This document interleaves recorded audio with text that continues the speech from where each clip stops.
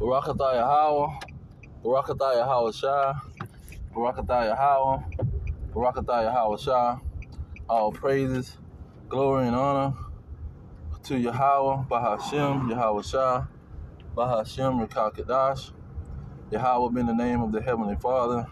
Yahweh Shah been the name of his only begotten Son, who they ignorantly call Jesus Christ.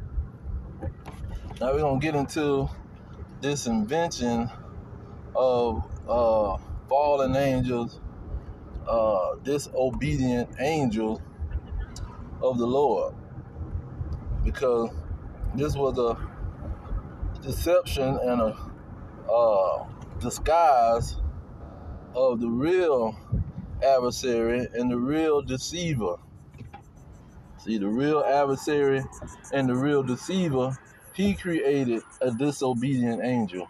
He created a disobedient kingdom of angels, you see, which the Lord gave these angels the earth for a short period of time to dwell in. You see, he created all of this. None of this stuff existed in the ancient world. King David wasn't talking about the kingdom of the devils, the kingdom of the fallen angels. See, Solomon, Moses, none of these people was talking about some disobedient angels. Now, when you go into the scriptures, these real deceivers, they was using these scriptures, which they don't supposed to deal with. The wicked don't supposed to deal with the scriptures, but they dealing with the scriptures and telling people that the angels was disobedient in the Garden of Eden, which that was a lie. Wasn't no disobedient angels in the Garden of Eden. See, this is something that these dragons created because Moses, let's get Moses real quick. Moses, through the prophet Ezra, he clearly didn't write the book of Genesis for everybody to understand. This is why the Lord say that this was for the children of Israel. Okay. Now when you go into Second Esdras, I had it right there. Second Esdras, either 13 or 14, it gets right into it. 14. Verse 1, it says, "And it came to pass upon the third day, I sat under an oak, and behold, there came a voice out of a bush over against me, and said, Esdras, Esdras. And I said, Here am I, Lord. And I stood up upon my feet. Then said unto me, In the bush I did manifestly reveal myself unto Moses, and talk with him when my people served in Egypt."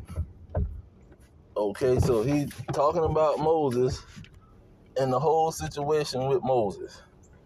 Just to cut to the chase, in verse 5 he said, "And told him many wondrous things, and showed him the secrets of the times and the end, and commanded him, saying," here go the point, "These words shall you declare, and these shall you hide." And that's the key word when he says hide, because that means you looking at it, it's been declared, but it's hidden from the eyes of the heathen and the wicked. Verse 8, it says, "And thou lay up in your heart the signs that I have showed, and the dreams that thou hast seen, and the interpretations which thou have heard." Okay, so this is the Lord showing Ezra that Moses hid some things. He didn't put it out there on Front Street on what was going on. Now let's get right to the lies of these dragons, because this is what they do.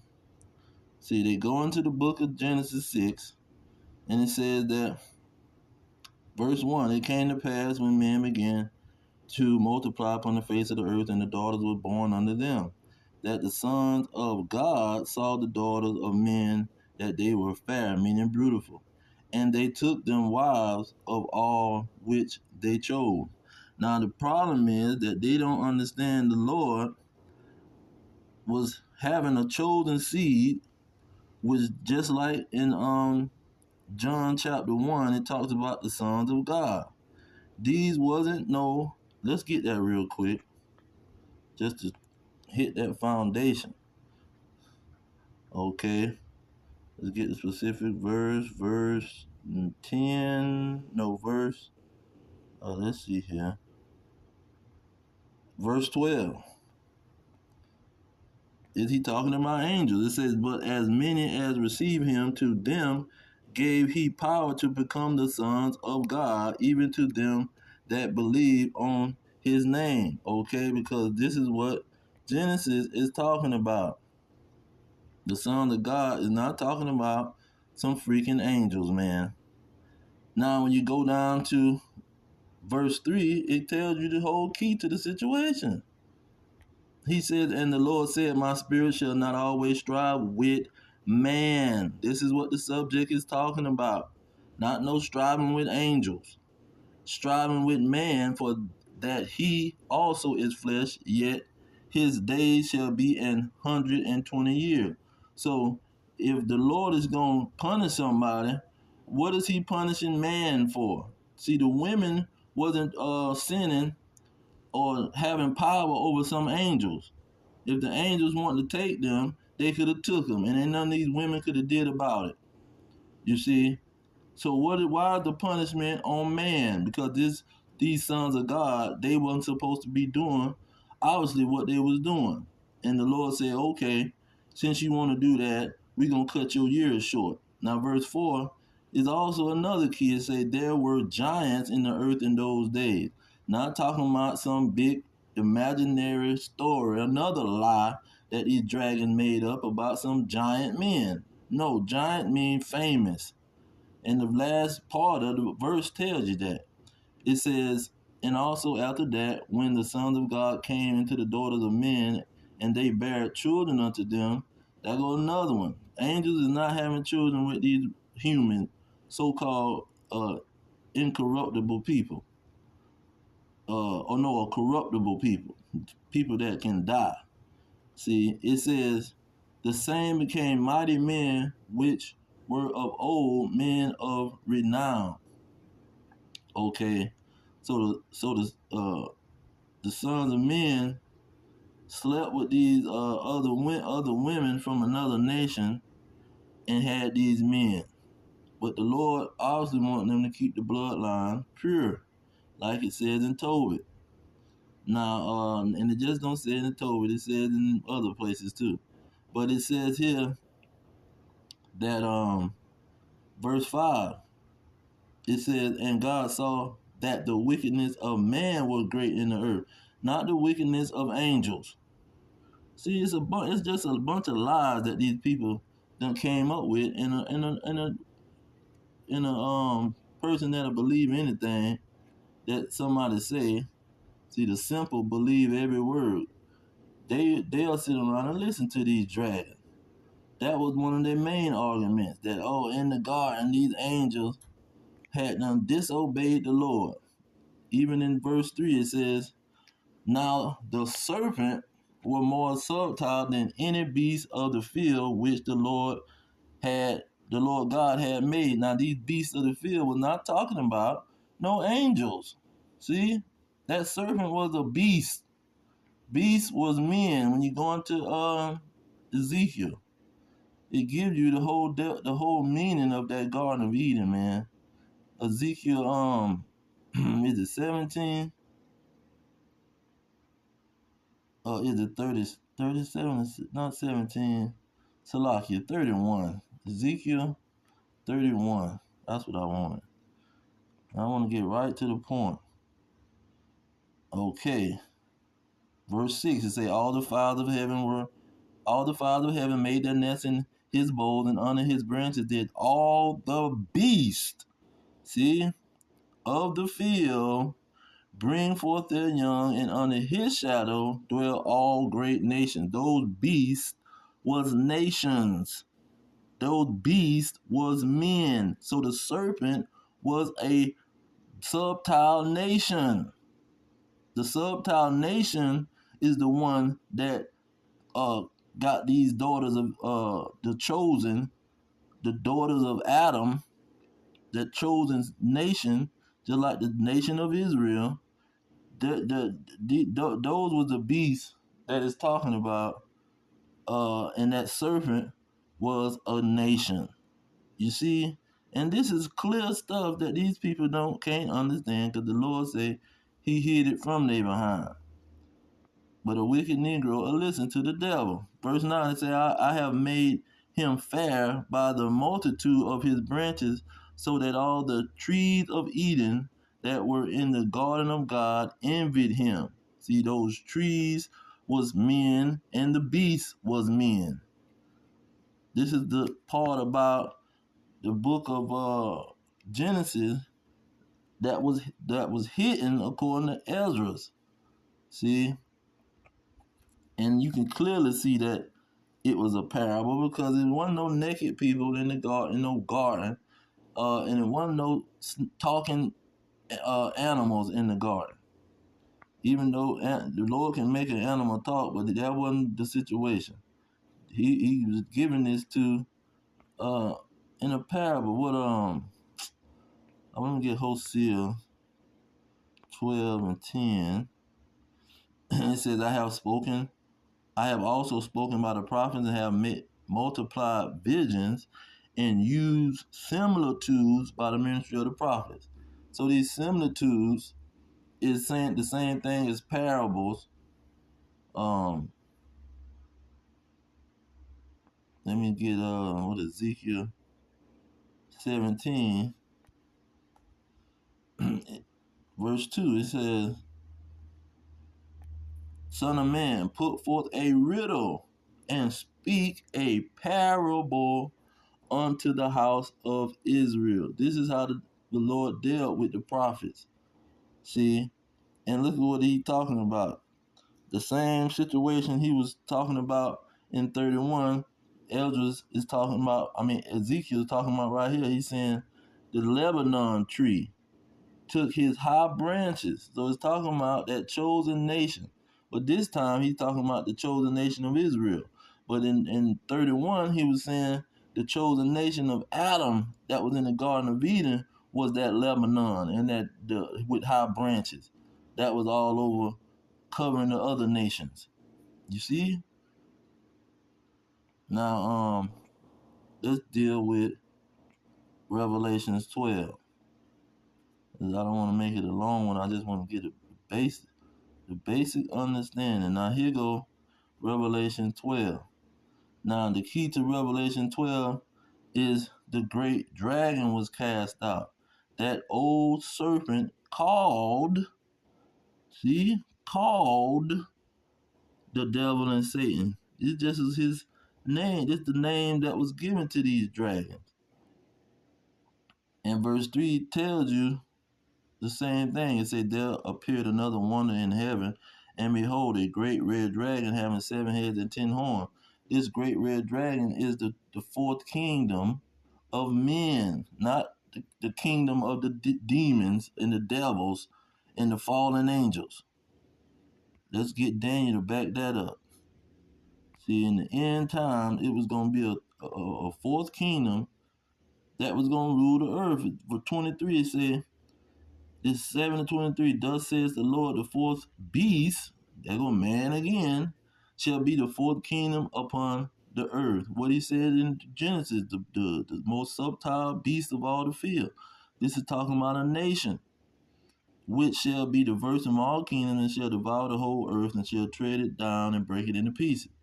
The 10 horns out of this kingdom are 10 kings that shall arise. So these 10 horns is 10 kings. So in Revelation, this is what it's talking about. The same fourth kingdom that will be the last kingdom to rule. And he's, in Revelation, just calling them the red dragon. That's all the situation is. But verse 3, it says the 10 horns, the 10 horns. So this is the same kingdom that Daniel was talking about. And he's saying these 10 horns, which is 10 kings, is going to be called the old serpent, the devil, and Satan. And they was going to deceive the whole world. And this is who is coming up with these fallen angel crap. Because here in verse 7, it say Michael and his angels fought against the dragon, and the dragon fought and his angels. And so they then in verse 9 it say he was cast off into the earth, and his angels was cast out with him. So they try to use that to say he was cast down to the earth. Him and his angels, the devil and his angels was cast out of heaven, because it says in verse 8, it said neither was there place found anymore in heaven. So they assume that heaven means up there with God. But it don't mean that. Heaven means the sky. See, and that war was happening in the sky. There was a war in heaven. See, it wasn't no war in heaven. It was a war in the sky with the fourth kingdom, with these 10 kings, and these 10 kings was fighting the Lord. He gonna come with his chariots like a whirlwind, and all these nations is gonna fight the Lord. They got airplanes and jets and all kind of stuff that they gonna be fighting the Lord with. That's why the military is searching out these UFOs and flying. When they flying their jets, they seeing the UFOs swarm them, and they saying this is a national security. They so scared because these UFOs is the chariots of the Most High, the chariots of the angels, the vehicles of the angels. See, and this is where the war is going to start off, because when they appear in the heaven, see, it's already going to go down. And so this is what it's talking about. Then that word angel can stand for armies, because it says the Lord of hosts or the Lord of armies, and that host can go for angels. So it's all going back to armies. And when you go to Revelation 19 and 19 to get to the point that cuts their whole head off, he says, and I saw the beast, that fourth kingdom, that red dragon, and the kings of the earth and their armies gathered together to make war with him that sat on the horse and his army. So this is what was going to be going on in the heavens, in the sky. Not a bunch of angels getting kicked out of heaven. See, that's a lie from these dragons, trying to hide the fact that they are the fourth kingdom. They are the red dragon. See, they is the rebirth of that Roman Empire, a bunch of red Edomite dragons, man. Because that red also goes back to Esau. Esau came out red. And Esau and Jacob will be battling throughout the whole situation. Let's go back to 2nd Ezra 6 and 9. It say, for Esau is the end of the world, and Jacob is the beginning of it that followeth. Okay, so Esau is going to be the end of the world, battling the Most High. And when you go into 2nd Ezra, it talks about an eagle. Now we know that America and all of these European Union countries, their flags and their national animal is an eagle. So in verse 39, it says, are not thou it that remain of the four beasts, who I made to reign in my world, that the end of their times might come through them? So Esau is the end of the world. See, the Lord said that this fourth kingdom would be in the end of the world. That fourth kingdom is that red beast, that red Edomite nation. This is that same as in the garden. It was a subtle, wicked nation, the most wickedest nation that was amongst all the other beasts of the field. This was the most wickedest nation. Now look at what they call this wicked nation of the Edomites in Jeremiah. No, not Jeremiah. Back to Ezekiel. Ezekiel keep exposing these dragons. Ezekiel chapter 7, around in the 20th verses. Here it is, verse 21. It's saying, I will give it into the hands of the strangers for a prey, and to the wicked of the earth for a spoil. We know the Roman Empire sacked Jerusalem in 70 AD, certified, and the Greeks went in there and took over Jerusalem too. And we know that these Edomite Americans who claim to be Jewish peoples, they over there taking that land, and Truman and all these people helped these dragons go do the stuff in 1948. Then 24, verse 24 say, wherefore I will bring the worst of the heathen. See, this was the most subtilest nation out of all the beasts, meaning the most wickedest nation from all the beasts is the one that was telling lies to these women that was the chosen women. You see, so the women was going off listening to these dragons, and the men was disobeying the Lord and sleeping with the other women of the nations. Now, on this prayer of Azariah, look at where is it? Verse 6 or 9 is it? Verse 9. It says, and thou did deliver us into the hands of our lawless enemies, the most hateful forsakers of God, and an unjust king, to the most wicked in all the world. So this is what the scriptures is talking about.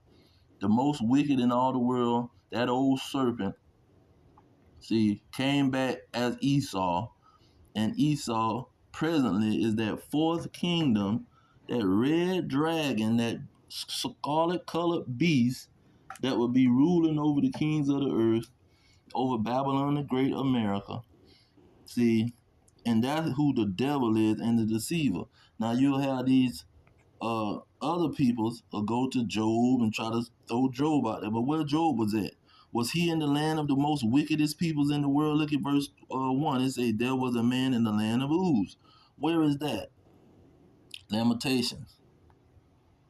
See, if he wasn't in their land, now you might have a case. But if he in the land of the wickedest peoples in the world, and Revelation say that this is the dragon and the serpent and the deceiver, what can you pull something else out of that?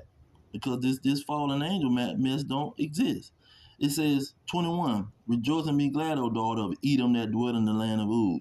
See, this is who was in that land Job was in, a bunch of Edomites. So we don't know how who this adversary is, because that's what the word means, adversary. It don't mean no fallen angel, man. And see, they'll try to, oh, well, I can cut you with that talk about they came into the presence of the Lord. What is that saying? What are you talking about? Verse 6 says, now there was a day when the sons of God, there we go again with the sons of God. Who is the son of God? Do it got to be a bunch of angels? It don't got to be no angels, man. Came to present themselves. Well, did they present themselves in the temple? Did the sons of God, did the Israelites present themselves in the temple? See, was the Edomites in the temple when King David was in there, and the Edomites saw him? He was hanging with Saul. Saul was one of the Edomites that was on Saul's side and giving Saul all kind of wicked ideals. And hell, Saul got this spirit of this wicked spirit came upon Saul, this evil spirit, and he hanging with Edomites. That's another major operation. But anyway, you can present yourself before the Lord, man, without having no freaking being some angel. You could be on the earth presenting yourself in front of the Lord. And who was around Job when you go into what is it? This Eliphaz, the Temanite, see, the certified Edomite on the scene, dealing with Job, man. So that's not no valid point. Then they go into Matthew. Where was Matthew? Where was Matthew?